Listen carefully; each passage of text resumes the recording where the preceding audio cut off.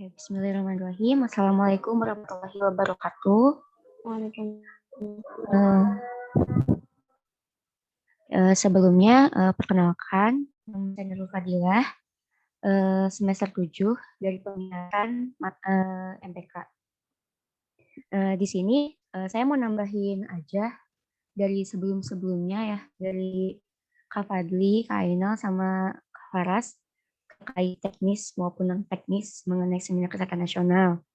Nah, kalau misalnya yang mau saya sampaikan ini lebih ke manajemen organisasinya, ke problem solving yang nanti mungkin bakalan teman-teman hadepin. Dan saya juga menyampaikan ini berdasarkan pengalaman saya ya sebelumnya. Sebelumnya juga terima kasih kepada Bu Rahma yang udah mengundang saya dan teman-teman untuk dapat membantu untuk sharing sama teman-teman yang lainnya, dan Hanin juga sebagai moderator. Kita langsung aja ya. Di sini ada tiga kunci. Ini 3 kunci keyword yang saya pakai waktu saya menjadi ketua pelaksana saat itu. Yang pertama inovasi, yang kedua komunikasi, yang ketiga solusi. Inovasi ini mungkin kan teman-teman pasti udah punya topik mengenai seminar kan. Nah, untuk topiknya itu sendiri, itu pasti harus mengenai hal-hal yang baru atau hal-hal yang booming saat ini, isu-isu terkini saat ini. Waktu dulu saya pakai telemedicine atau telemedika ya, karena waktu itu kan COVID lagi tinggi-tingginya tuh. Dan buat datang ke rumah sakit tuh kayaknya orang-orang pada takut gitu kan. Jadi mereka lebih pakai aplikasi kesehatan kayak Halodoc, Grab Health, karena mereka bisa konsultasi sama dokternya itu melalui media sosial kan, misalnya waktu itu WhatsApp atau mungkin website atau ada aplikasinya kan Grab itu. Jadi kita harus mengikuti perkembangan zaman juga. Itu buat inovasinya. Nah, yang kedua itu komunikasi. Kunci dari lancarnya acara itu komunikasi. Sebelumnya kan udah disampaikan juga ya sama Kak Faras terkait komunikasi itu. Mungkin sih saya lebih menekankan komunikasi sama sesama anggota. Di sini kita kan setara ya, walaupun ada jabatannya ketua pelaksana, bendahara, sekretaris, dan tadi juga kan sebelumnya Kak Fadil juga menjelaskan kalau misalnya ketua pelaksana itu jadi leader bukan jadi bos. Jadi kita membimbing bukan memberi perintah. Nah, intinya sih kalau misalnya komunikasi ini, kalau misalnya ada hal-hal yang benar-benar menurut kita tuh kayak ini kayaknya gak perlu begini, ini kayaknya gak perlu begitu, ini kayaknya harus diperbaiki, ini kayaknya harus dilanjutkan, itu harus dikomunikasikan. Kalau waktu itu saya menekankan ke anggota kan, kalau misalnya ada masalah sama orang atau sama salah satu anggota itu lebih baik langsung PC, langsung chat aja orangnya, langsung menjelaskan kalau misalnya kamu tuh harusnya begini, jangan begitu. Lebih ke PC sih, soalnya kan kalau misalnya kita negur orang itu lewat grup, itu sama aja kita mempermalukan dia. Jadi harus tahulah etika sama temen juga kayak gimana, adab sama temen juga kayak gimana. Itu. Terus buat yang solusi, kalau misalnya ada masalah atau harus ada keputusan, itu solusi itu harus benar-benar kita dapat secepatnya. Dan kalaupun ada masalah dan misalnya salah satu anggota atau salah satu divisi yang yang menghambat, itu jangan menyalahkan sih. Kita harus langsung cari solusi. Apalagi buat ketua pelaksana nih. Yang megang keputusan kan kalian nih, para ketua pelaksana. Kalian harus bisa berpikir cepat, harus bisa ngambil keputusan dengan cepat. Nah, itu tiga kata kunci ya. buat waktu itu seminar saya waktu itu. Next, selanjutnya, sebelumnya kan arti kata pemimpin itu kayaknya buat ukuran kalian sebagai mahasiswa semester 5 saat ini ngerti lah arti pemimpin itu apa. Nah, pemimpin itu bukan cuma sebagai ketua pelaksana, tapi pemimpin itu juga kan pasti ada di dalam diri kalian masing-masing. Mau kalian jadi bendahara, mau kalian jadi anggota panitia biasa, atau yang lain-lainnya.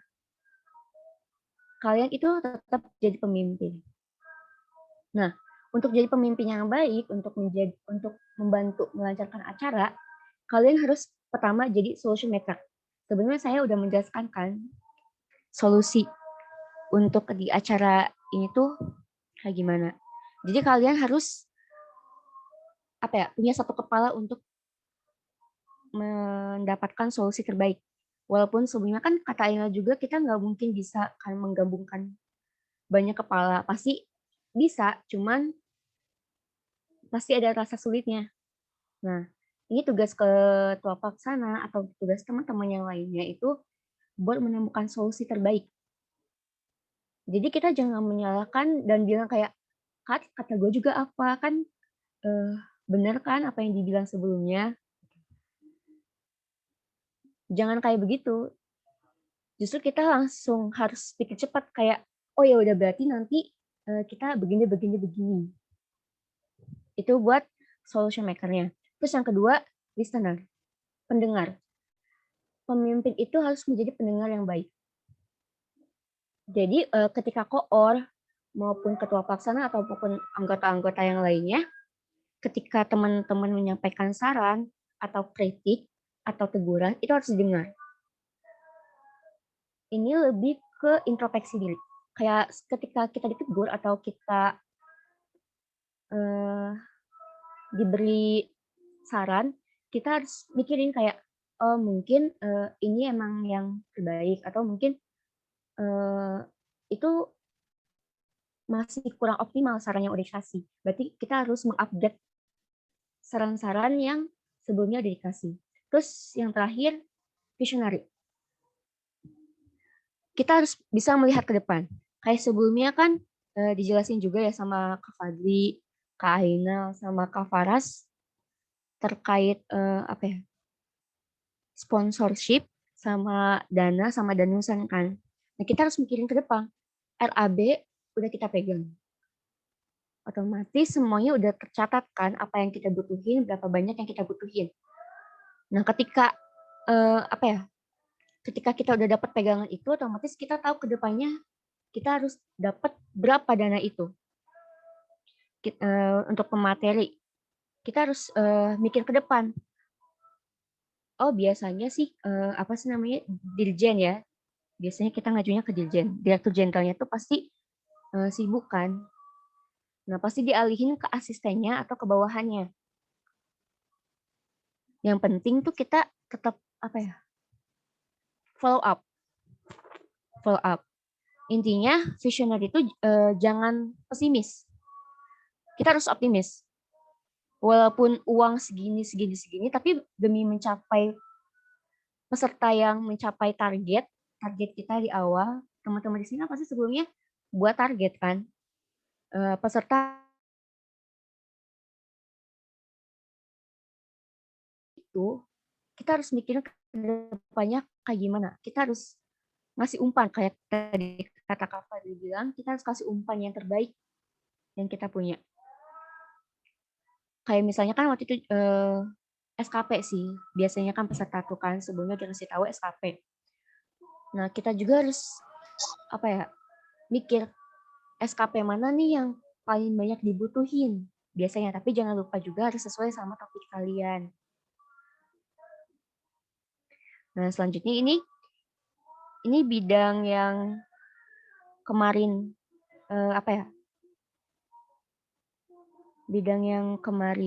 bidang-bidang atau divisi-divisi yang kemarin ada di kelas aku, kayak ketua pelaksana, sekretaris, bendahara, humas, kesekretariatan, PDDL, acara. Nah, di ketua pelaksana ini sebelumnya udah dijelasin juga kan soal ada pemimpin apa.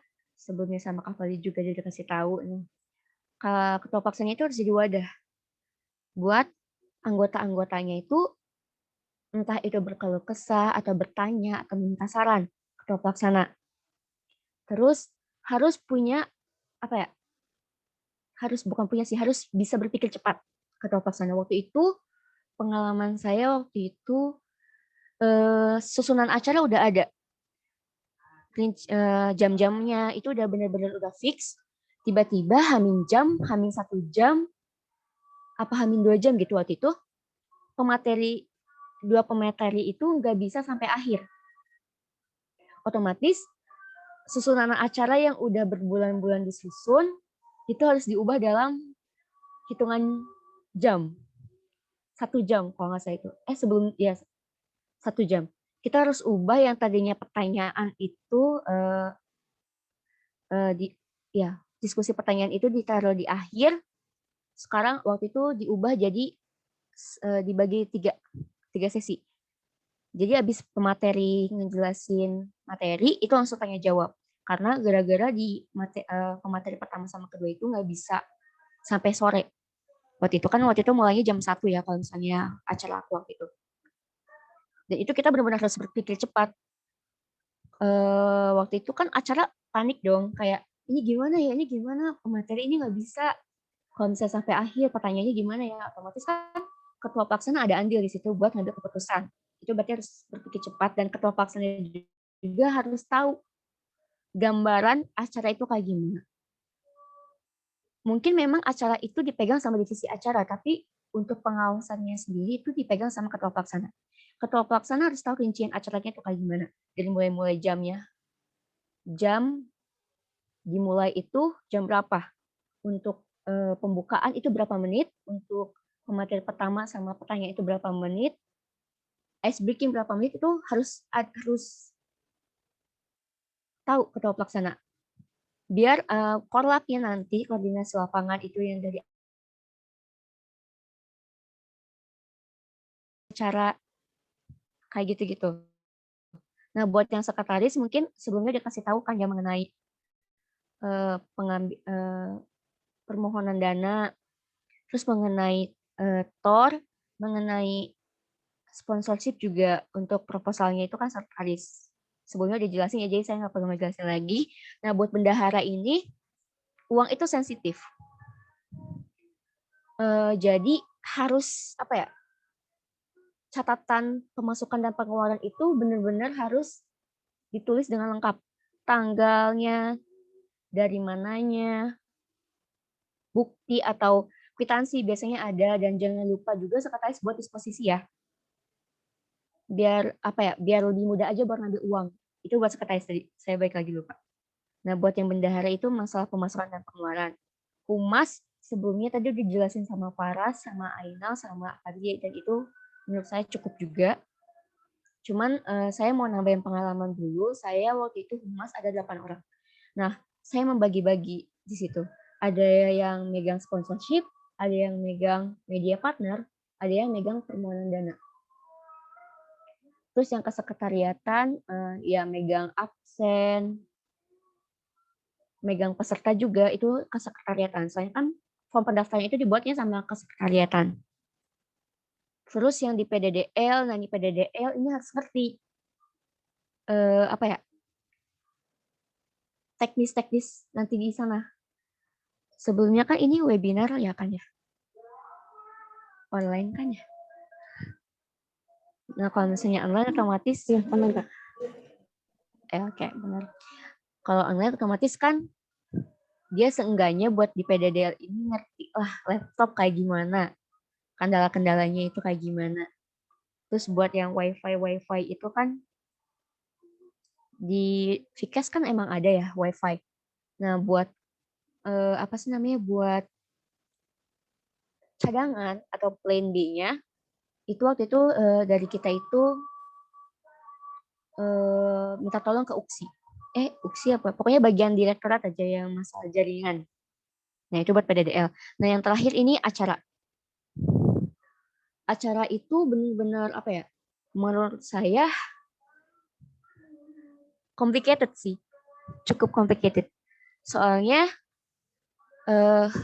buat di hari H itu benar-benar berjalannya acara, lancarnya itu acara itu ya dari anak acaranya ini, pemegang kekuasaannya. Jadi sebisa mungkin anak acaranya itu juga tahu konsepannya kayak gimana.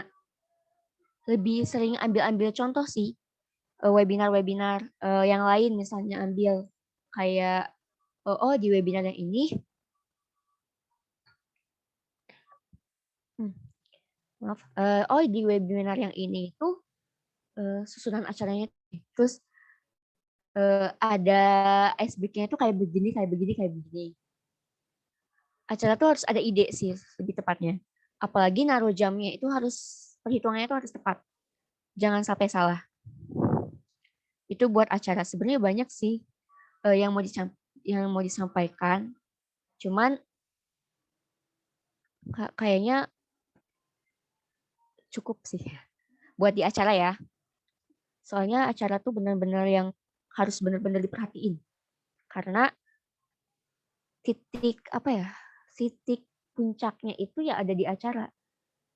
Walaupun bukan berarti semuanya nggak penting, bukan berarti yang lainnya nggak penting ya. Sekretaris bendahara humas, kesekretariatan PDD itu penting banget. Soalnya kalau misalnya dari salah satu dari mereka hilang ya acara gak bakal berjalan lancar ya. Nah di situ sih. Terus mau nambahin juga sebelumnya buat ketua pelaksana atau buat anggota-anggota lainnya itu jangan lupa tanya-tanya.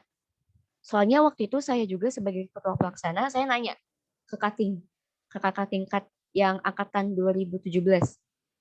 Waktu itu acaranya kayak gimana, susunan acaranya kayak gimana, konsepnya kayak gimana. Walaupun beda konsep, mereka offline ya, sedangkan kita online, tapi tetap kalau misalnya rangkaian acara kan sama ya. Terus waktu itu sempat nanya juga terkait gimana mereka waktu itu, apa masalah mereka. Nah, pas kita dengar masalah-masalah mereka waktu dulu, saya sebagai ketua pelaksana otomatis mencoba untuk meminimalisir adanya masalah yang sama seperti tahun lalu. Kayak gitu. Dan ketua pelaksana juga ini kan 3 kelas ya reguler. Ketua pelaksana juga kalau mau langsung diskusi sharing gitu sama ketua pelaksana lainnya, misalnya kelas A, kelas B, kelas C. Ketua pelaksananya tuh kayak diskusi, saling sharing aja. Soalnya waktu itu juga saya, Faras, Fadli, sama Ainal tuh diskusi, saling nanya. Kalau misalnya kayak begini, ini gimana ya? Saling tanya gitu, saling bantu juga. Itu sih kalau misalnya dari saya. Oke, ya. Mungkin cukup ya. Terima Oke. kasih. Ya, terima kasih banyak Kak Nurul. Insya Allah. Ya, jadi udah 4 narasumber kita yang udah sharing tentang pelaksanaan seminar tahun lalu. Nah, boleh untuk teman-teman di sini dari reguler A, reguler B atau C itu boleh bertanya ke siapapun gitu. Jadi ada 4 narasumber gitu. Sayang kalau misalnya nggak dimanfaatkan. Jadi boleh teman-teman silahkan boleh menuliskan pertanyaannya di kolom chat atau boleh langsung yang mau raise hand boleh langsung boleh.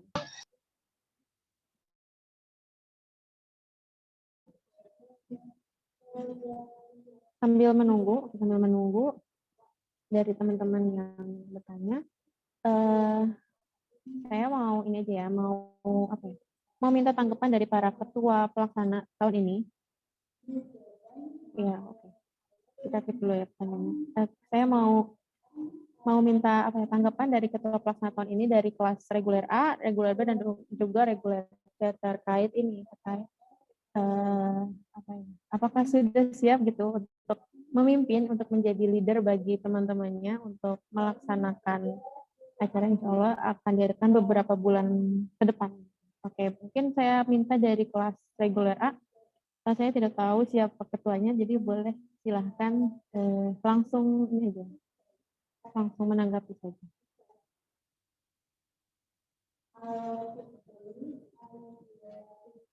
Gimana ada di reguler A? Ya, saya dari reguler A, ketua dari kelas reguler A.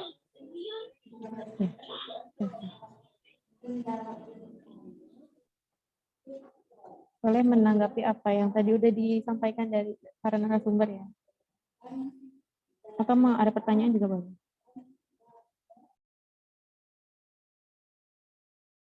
Mungkin bertanya aja ya terkait SKP itu bagaimana ya Kak? SKP Ya, masih belum, mungkin kita masih belum tahu gimana cara dapetin SKP. Kan katanya bayar tuh kayak gimana teknis dapetin. Boleh dijawab sama siapa yang mesti dijawab? Mungkin Kak Nurul? Oke, boleh bantu jawab ya. Yang masalah SKP ya. SKP itu biasanya kita cari di website dulu sih. Sesuai target, bukan target sih, SKP apa yang mau kita ambil. Misalnya Pergizi atau PPI atau PPKMI atau Pesakmi atau IAKMI. Itu kita cari dulu di website. Biasanya kan suka ada CP-nya tuh, kotak pesannya. Nah, buat IAKMI sendiri kita kan punya orang dalam nih, Pak Andre.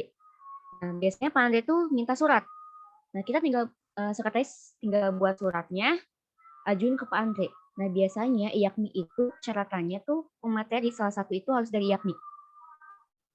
Kalau nggak salah PPI juga sama. PPI itu harus salah satu ada dari perawat buat materinya PPI. Pergizi tuh justru pergizi sih yang nggak ada persyaratan apapun.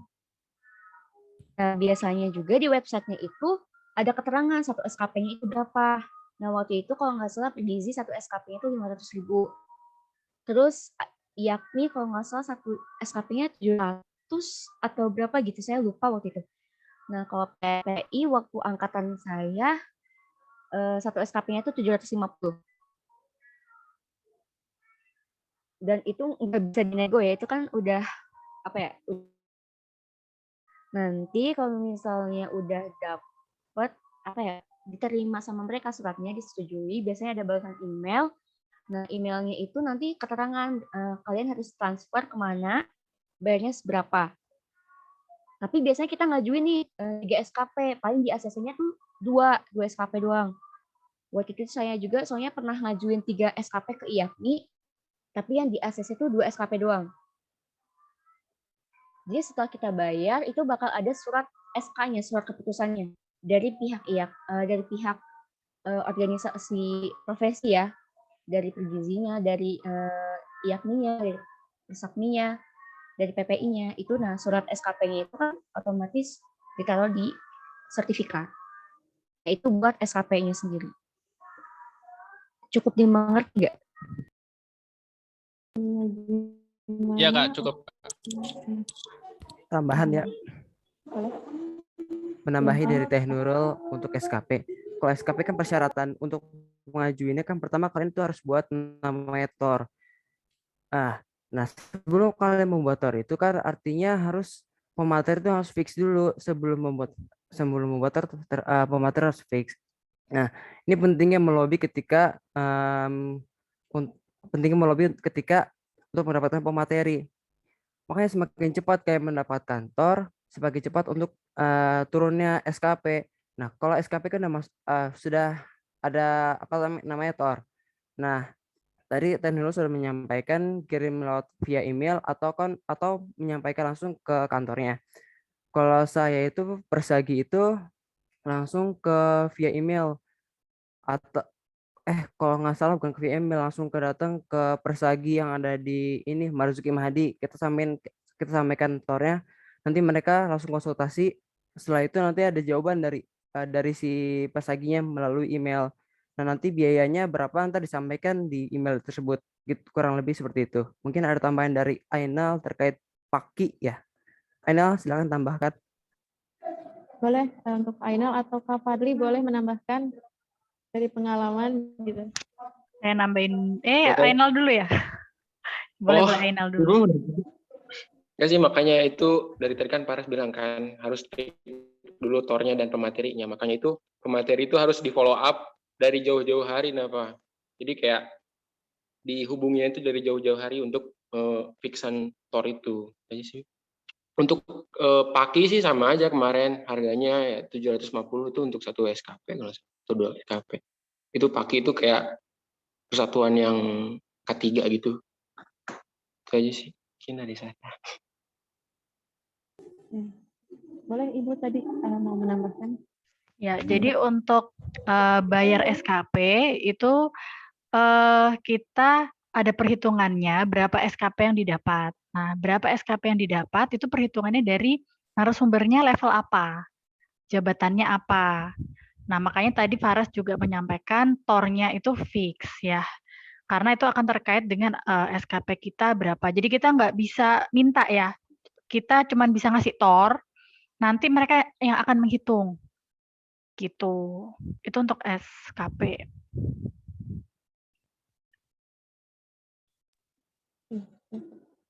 Jadi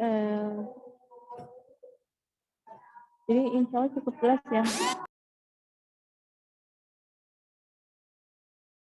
untuk SKP.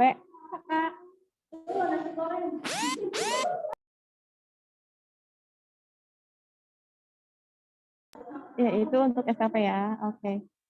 Ini kita untuk tanggapan dari ketua yang lain karena ada beberapa pertanyaan di kolom chat.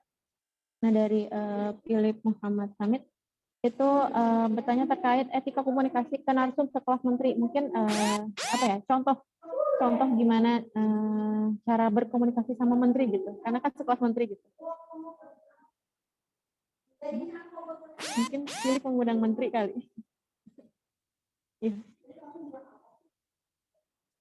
Mungkin ada yang bisa jawab. Siapa yang mau jawab? Kak Fadli mungkin? Ya, terima kasih atas kesempatannya. Pertanyaan dari Philip Muhammad Samit. Kita pasti lewat email ya. Untuk pertama tuh, untuk format emailnya harus formal seperti surat aja. Dan lampirkan juga tentunya surat sih. Surat resminya kita bikin badan emailnya dengan jelas. Yang penting sopan aja. Pokoknya kalau mau ngirim email ke kementerian, bisa konsulin dulu aja ke Bu Rahma lebih baik. Khawatir kalau kita salah kata dikit aja, repot nanti. Sepengalaman kakak gitu. Pokoknya lampirkan surat resminya dengan jelas. Misalkan ada tornya, ada proposal acaranya, kemudian badan emailnya yang formal, biasa aja gitu. Karena yang terima pasti staffnya kok. Dan ketika misal kalian nggak punya channel, itu pasti lewat email kan, cari di website atau di Instagram yang aktifnya. Kemudian kalau udah nyambung email, usahakan move ke WA untuk staffnya. Udah move ke WA, janjian sama staffnya di kantor kementeriannya, beliau ada waktu kapan. Lebih enak tuh, lebih sopan langsung, dan lebih ditanggapinya itu kalau langsung. Keseringan orang kementerian tuh lupa. Jangan anggap orang kementerian tuh tepat waktu, enggak. Suka ngaret juga sama kayak kita. Jadi itu kalian aturnya ya. Untuk itu pertanyaan untuk Philip. Oke, terima kasih Kak Fadli. Itu ya untuk teknik komunikasi. Terus ada lagi dari dari Alvira bertanya untuk targetin berapa. Mungkin ini targetan mungkin bisa dijawab sama Kak Ainal. Oh enggak? Untuk bonusnya ada target atau enggak? Untuk kelas kakak kemarin kita nggak ada target sih. Yang penting keuangan kita udah aman, baru itu dananya di stop gitu. Kayaknya Ainal nih kemarin slogannya kerja. Jadi kalau udah selesai, targetnya selesai gitu ya Ainal ya. Semuanya juga sih kayaknya. Jadi kenapa kemarin kan kita terakhir kelas ya di mata kuliah kita, itu kita harus segera move nih ke budgeting, jangan terlalu lama di tema ya. Karena biar kita tahu nih kita langkah selanjutnya kita mau tembak untuk HTM berapa, target peserta berapa. Jadi kita nanti tahu berhenti untuk nyari budget itu kapan gitu. Oke. Terus next. Ya, mungkin ya. Oke, next question. Ada lagi yang bertanya, oh ini ya, ini, private. Kalau humas itu mulai kerja sebelum apa sesudah semua proposal atau persyaratan jadi? Ini dari Syahrul Setiawan. Mangga dijawab oleh Kak Faras. Mangga. Humas itu kerjanya sebelum atau setelah proposal jadi gitu. Kalau humas itu kan fleksibel. Maaf. Kalau humas itu biasanya kalau yang saya berdasarkan pengalaman itu kan sudah mulai kerja tuh ketika sudah turunnya proposal sudah fix, kemudian surat-surat pengantar proposal sudah ada, kemudian surat pemateri sudah ada, surat model sudah ada, langsung kirim semua langsung pada hari itu. Atau enggak ditargetin. Misalnya, kan tadi sudah disampaikan sama Bang Fadli, Bang Ainal, maaf, Teh Nurul, terkait humas itu dikasih target aja kalau mau. Misalkan minggu pertama beres proposal, langsung minggu kedua sebarin biar cepat. Nah, setelah beres itu nggak lepas tangan, tapi kita tetap follow up biar itu proposal ada kabar ya. Kalau misalkan nggak ada kabarnya, ntar ya bakal panjang urusan nanti masalah proposal. Jadi humas itu tetap bekerja mau dari awal sampai akhir. Oh ya maaf, di akhir juga ketika acara sudah beres, humas itu tetap kerja. Ya dia itu nanya ke pemateri untuk menyampaikan, Pak Bunten ini ada bingkisan dari kita, misalkan begitu. Humas tetap dia yang menyampaikan, maaf. Ataupun em, jadi intinya humas tuh kerja di awal dan di akhir gitu kurang lebih. Oke, nambahin Faras. Biar kita bisa nggak tunggu-tungguan ya humas untuk menunggu proposal, mungkin bisa dijalin komunikasi awal untuk secara tanya-tanya dulu di awal, gimana sih mekanisme mengundang, prosedur apa yang perlu kita siapkan, sehingga ketika sudah siap langsung. Jadi nggak perlu basa-basi dulu gitu, mungkin bisa basa-basi dulu di awal.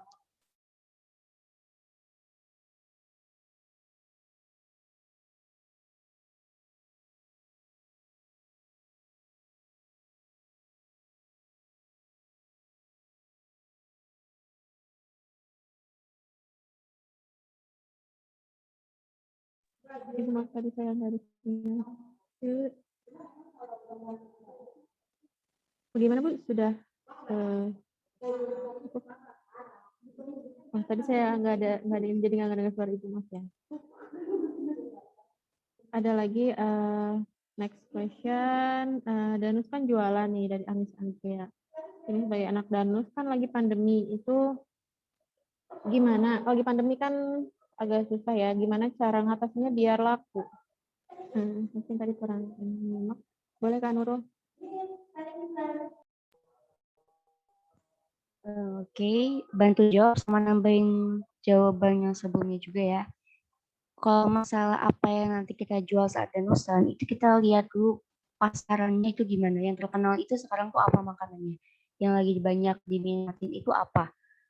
Entah itu barang atau makanan, tapi biasanya lebih cepat laku itu makanannya. Waktu itu, aku itu jualannya tuh roti sama snack-snack ringan. Itu dari apa ya, info dari temen sih. Ada kontaknya yang jualan roti itu kita jual. Jadi kalau misalnya sekarang itu kan emang lagi pandemi gini kan susah ya. Kita harus pilih-pilih makanan atau barang yang emang lagi booming saat ini, yang lagi emang banyak diminati.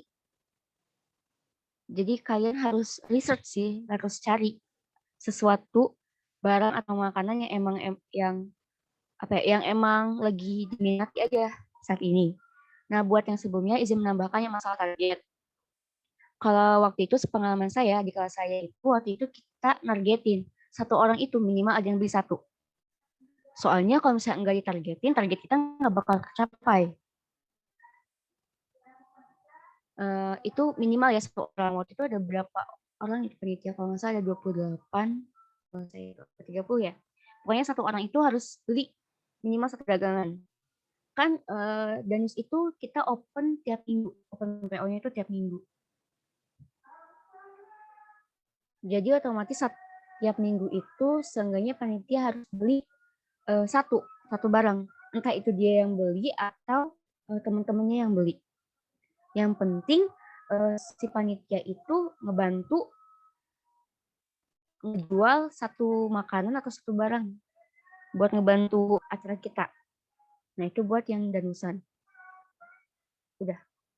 Cukup. Oke, terima kasih untuk para narasumber yang udah menjawab pertanyaan. Mungkin udah nggak ada pertanyaan lagi ya. Mau nambahin bentar boleh? Oh boleh, Angga Kak. Yang tadi terkait pertanyaan yang dijawab sama Teh Nurul terkait bagaimana sih biar laku. Ada dua sistem sih kalau di kami ini. Kalau di kelompok saya ada COD atau biasanya produk yang kata Teh Nurul nih yang menarik apa aja, misalkan topoki yang menarik nih, wah kayak enak nih topoki. Nah kita buka open PO dulu nih rentang hari 3 hari, soalnya kalau misalkan tunggu lama takutnya bosan. Open PO 3 hari, habis open PO 3 hari, nanti kita COD nih, misalkan COD di kampus atau nanti si pembeli minta dianterin ke rumah. Nah itu kan gimana pembelinya, yang penting kan kita udah buka sistemnya. Nah kalau kemarin itu kan saya roti dari sponsorship saya roti ini kita buka open PO dulu nih 3 hari. Sudah 3 hari baru nanti roti datang tuh dari roti. Nah baru kita distribusi. Setelah distribusi nanti uang kita terima gitu. Kurang lebih kayak gitu. Kalau saya roti nanti bisa ditambahkan sama Bang Ainal ya. Bang Ainal boleh menambahkan? Iya, saya juga mau menambahkan sih, untuk laku enggaknya di Danusan tuh kayak marketing kitanya aja. Marketing kita kayak seperti teknik marketingnya kayak ini beli 2 gratis 1 gitu, digituin kan orang-orang jadi kayak minat beli. Nah itu marketingnya kayak gitu. Itu juga saya roti pun gitu kemarin. Jadi berapa pack itu terdiri dari 30.000 kan satu packnya itu. Nah itu terdiri dari kayak 5 roti atau berapa roti. Nah itu juga dapat kayak tempat makan gitu. Nah orang-orang kan jadi tertarik kan marketing itu. Nah itu juga itu membuat jadi daya tarik di situ. Jadi gimana marketingnya. Terus kayak ditargetin tadi teh seperti di panitianya gitu, suruh ngejual berapa nih 10 produk 10 piece sayur roti seperti. Nah itu juga digituin, bisa tuh tekniknya biar laku itu. Ini dari saya. Bang Fadli mau menambahkan nggak? Oh boleh. Oke, jadi Kalau mungkin teman-teman bilang kalau aku tuh kejam kalau danus.